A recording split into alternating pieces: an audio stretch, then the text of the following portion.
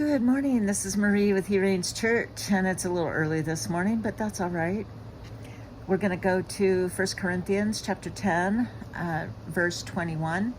You cannot drink the cup of the Lord and the cup of demons. You cannot partake of the table of the Lord and the table of demons.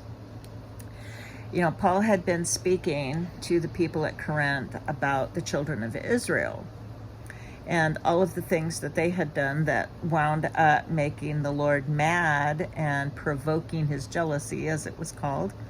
And so he struck them down. There was sexual immorality, and about 23,000 people lost their lives over it. And there was other incidents. If you don't know the story, go back and read it.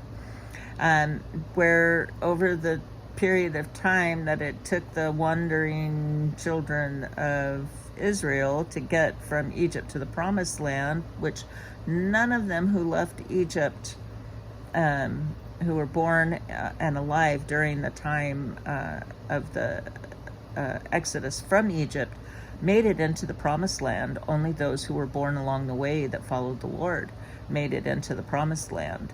So all of them suffered because of, even the ones who were righteous, they suffered because of what their forefathers did and the sins they committed along the way.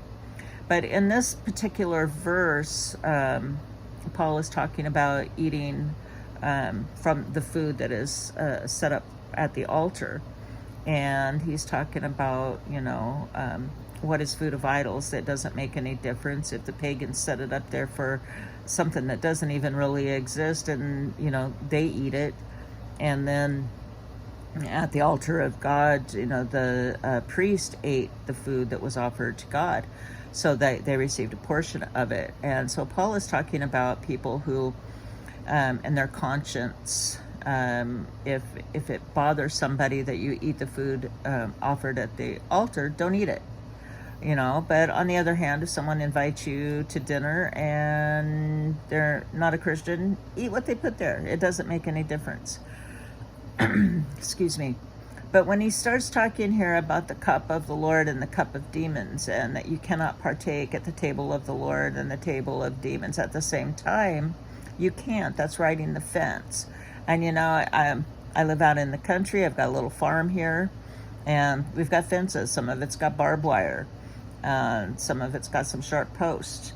And if you've ever tried to go over a barbed wire fence, things get hung up on it. And so, you cannot follow God and Satan at the same time. They're two opposing forces, and you have to make your decision. Who you going to follow? You're going to follow God? Then follow God. Leave all of that stuff of the world alone. Get rid of it.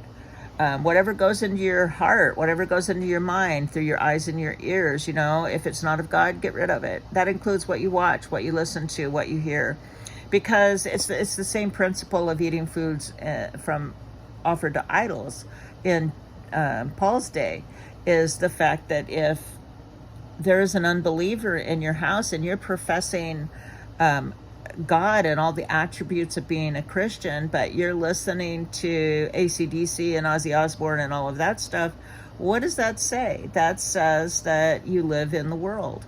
If you're watching shows that has, and every show has language that you shouldn't be speaking, and almost every show has sexual immorality, even the comedies and the ones that don't have really foul language, but everybody thinks it's okay to have sex with people and to show sex in TV shows and movies and all of that, and to use the Lord's name in vain and all of that.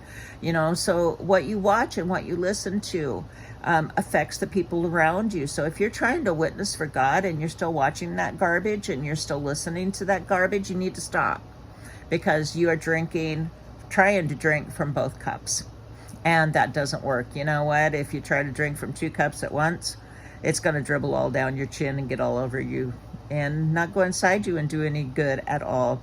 Like I always told my kids, you can't ride 2 horses with one butt, sugar bean.